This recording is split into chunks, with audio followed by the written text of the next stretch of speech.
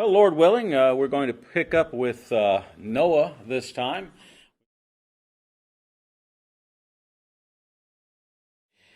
The idea, as I mentioned, is to make these characters real, not just pieces of information about somebody like a history book or something like that.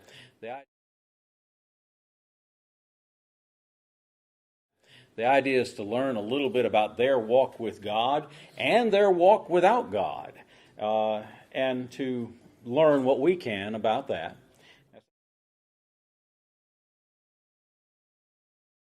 We know a lot about Noah in the sense that there are almost 3 chapters devoted to his work and his situation.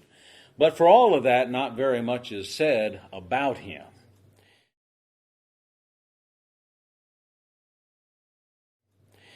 We know that he lived in a time when things were getting worse and worse and worse. And so if you'll go with me back to Genesis chapter 6, we'll kind of pick up some things.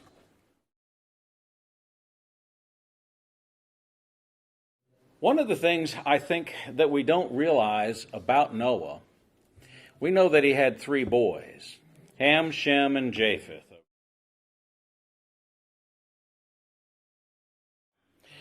But if you look at chapter 5, the text says there about Noah, like it does several other of the people that it mentions in this list in chapter 5, it says that he begat sons and daughters.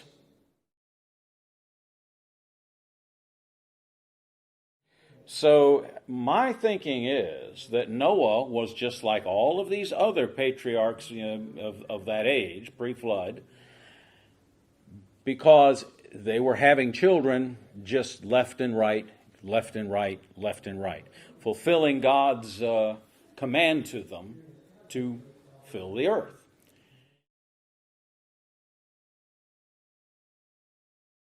Now that's an important stage setting for Noah and understanding a little bit about him.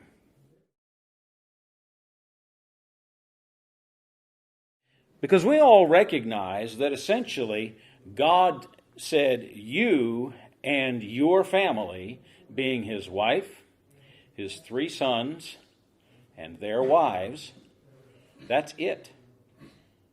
What happened to the rest of Noah's family?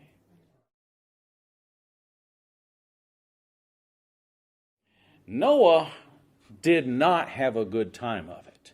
What Noah was dealing with and what he was doing was a tragedy from the top to the bottom. And it's important to realize that about Noah.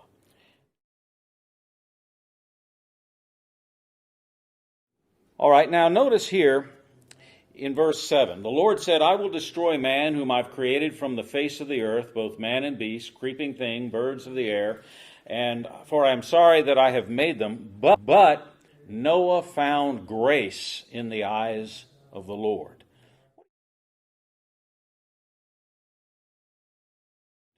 What do you think that grace means?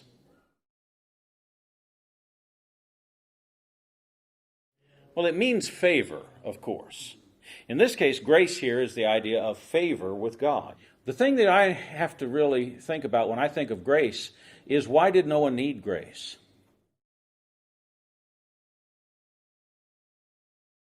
Because he was not perfect. He was sinful. I don't mean he was a rank sinner, but he was not a perfect individual.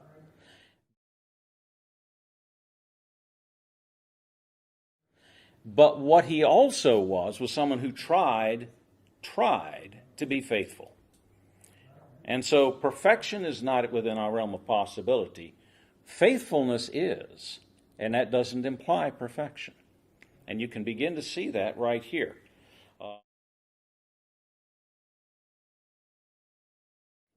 If you'll notice over here, he says in verse 18, I'll establish my covenant with you. You, your sons, your wives, and your wives, sons' wives with you. So the idea of grace, the idea of a covenant.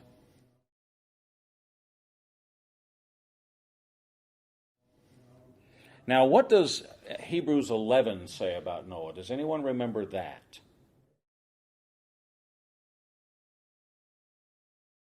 Hebrews 11 says, by faith Noah built an ark to the saving of his house. Do you remember that?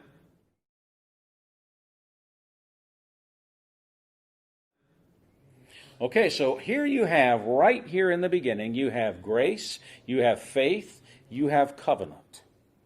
All three ideas right here at the very beginning.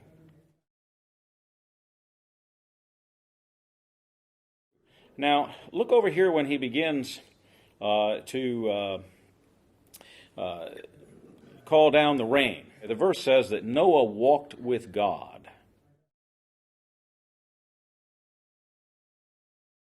Do you remember anybody else who walked with God?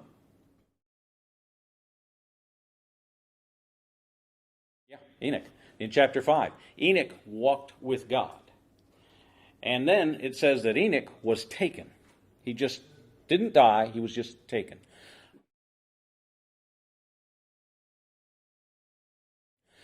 So here's what you have, two people who walk with God, one of whom we know was not perfect.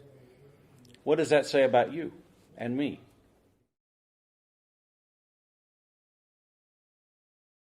You and I sometimes just beat ourselves up with the continual problems that we've got, with our own sinfulness, whatever our own character flaws are.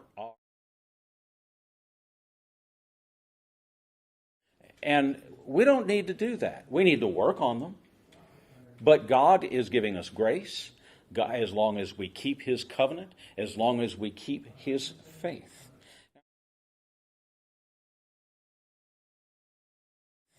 Now, what does it mean to walk in faith?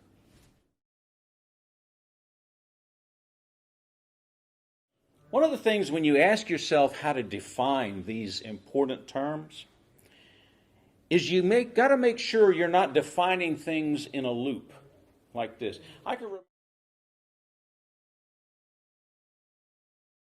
can remember one time when I was at school, I was reading something, don't remember what it was, and there was a word there, and it was a key word in the sentence. So I got my dictionary and I looked that word up.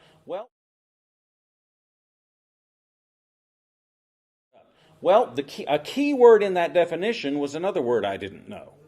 So I go to look that word up, and a key word in the second definition was a third word I didn't know, or was by this time was a fourth, whatever it was.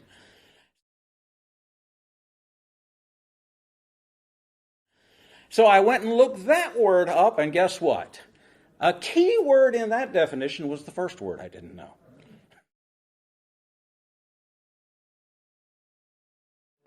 And so I had looked up all of these words, and they had made themselves into a circle where I didn't know anything more after I finished than when I began.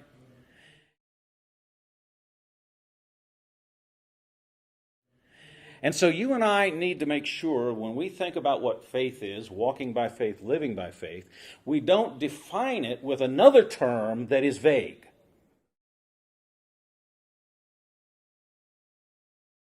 It's important for us to realize that walking by faith is really not anything less or more than walking faithfully. We all know what faithfully is. It's doing a good effort. Now let me ask you this. Is walking faithfully the same thing as doing the best you can?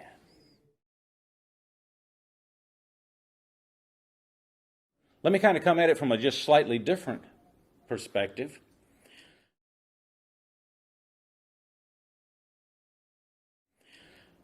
How many times do you do the best you can? Have you ever watched football, baseball, basketball, tennis, any of these things where they have these sports athletes, track and field, whatever it is?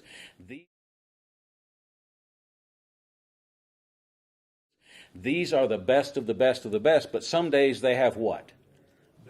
Bad days. And some days they have good days. And, their performance is always better than mine would be. but their performance is seldom the best they can do. Even that is rare it's as rare for me as it is for them. It's as rare for you, I suspect, as it is for anybody else. So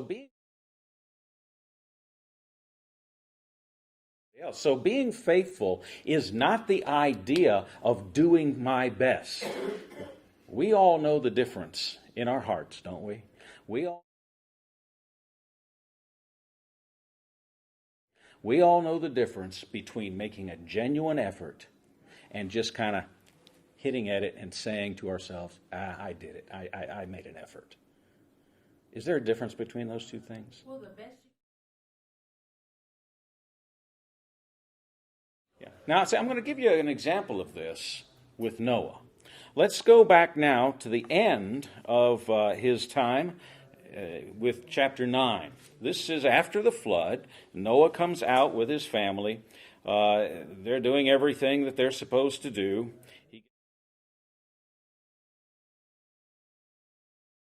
He gets the rainbow covenant and so on. Now, look at verse 20, chapter 9, verse 20. Noah began to be a farmer, and he planted a vineyard. Now, he drank the wine and was drunk and became uncovered in his tent. Ham, the father of Canaan, saw the nakedness of his father, told his two brothers outside.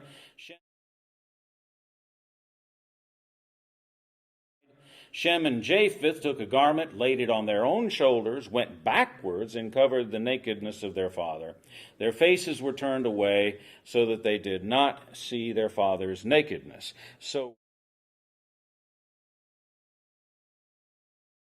Noah awoke from his wine, and then on it goes. How drunk did Noah get? He passed out. He absolutely passed out.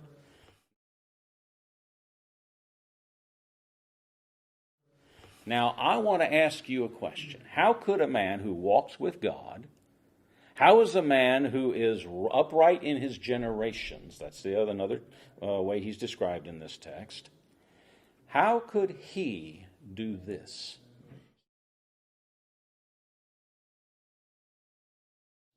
He had to know it was wrong. What does that tell you about him? He's fallible and he's got issues. He's got issues. Do you have issues? I'm not asking you what the issues are.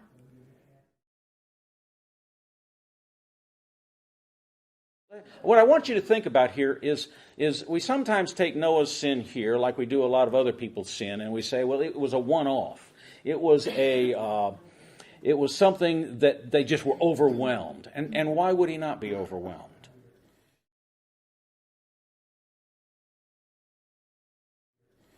Well, this is why I pointed out to you all the family that he lost. He lost all his family. He lost all his friends. He lost every town, every village, every house, every road, everything he'd ever had. He gets this, he lands with this boat, and the animals, they all get out, and he's got, there are 8 of them. That's it. What would you do?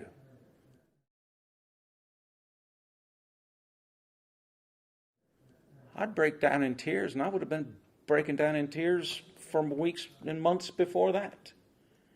Thinking of all of these people. How old was Noah? Over 600 years.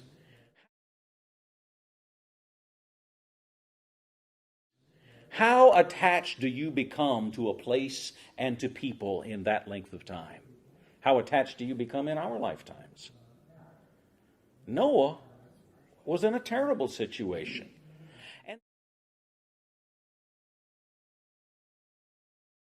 And then think about what he had to do. He had to build from everything, from nothing. Who's going to make the metal tools that he needs? Who's going to make the wooden handles he needs?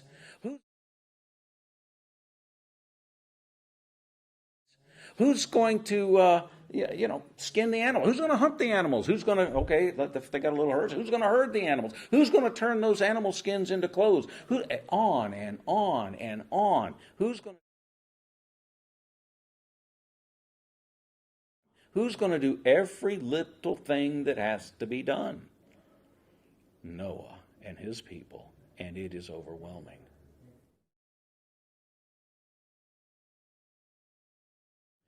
I think Noah was suffering from a deep depression and deep grief. Now, I'm not a psychologist and don't have enough information if I were. But this seems to me pretty obvious.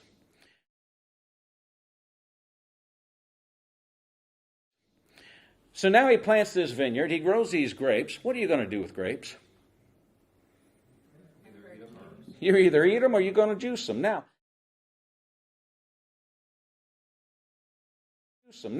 granted, there are ways to preserve the grape juice, even back in those days without refrigeration. There are some ways to do it. But again, think of the technological level here. Who's going to do all this stuff?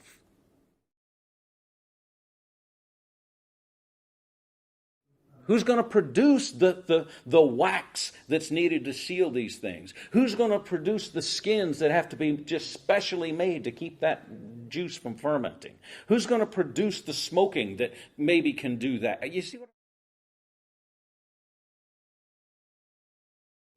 what I'm saying? It's a technological thing to do. They got to do it, or they don't. And think about all of the other uses for wine. Medicinal, right? We all know that. In ancient societies, wine was medicine for everything.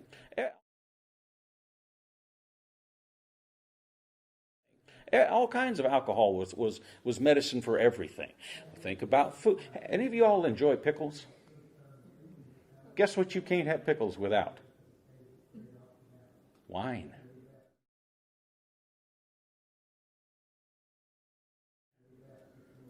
Do you know why? Because they're made in vinegar. What is vinegar? Vinegar is soured wine.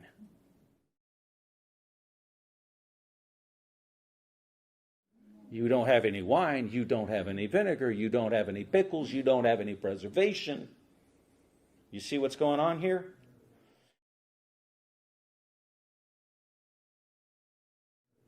So, his making this vineyard and making this wine was intentional. And let me ask you this. How easy is it to make drinkable wine? It's not that easy. That's why they call it an art. I mean, it's not something impossible. It's done all over the world by all kinds of people with very little education. But it takes intention, okay? It doesn't just happen, all right? And so here's Noah doing all of this. And I don't know if this is the only time he ever drank the wine. I kind of have no way to know that.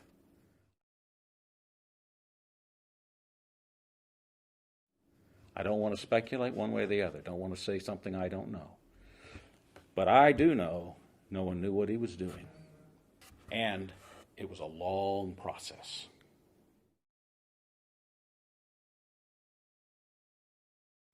Noah walked with God. Noah received grace. Noah walked by faith. And yet Noah had,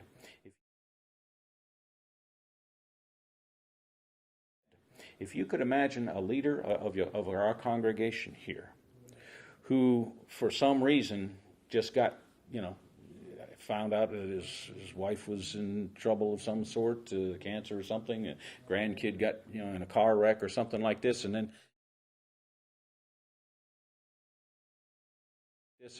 he gets pulled over DUI. What do? Do we just immediately think this guy has been a hypocrite all these years? No.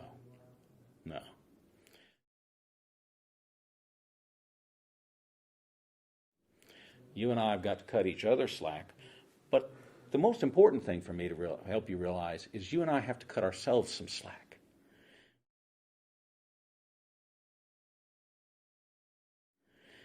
Because you know what your problems are, and God doesn't expect them to be vanishing, just like this.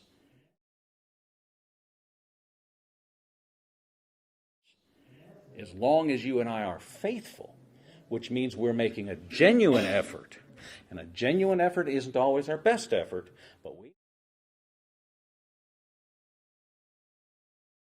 we know the difference between making a genuine effort and then just kind of hitting a lick at it and saying, I did it.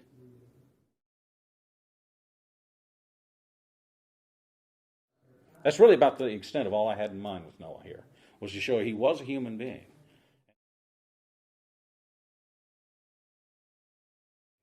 And this idea of grace and faith and covenant that is so much a part of our relationship with Jesus was exactly a part of his relationship with God also.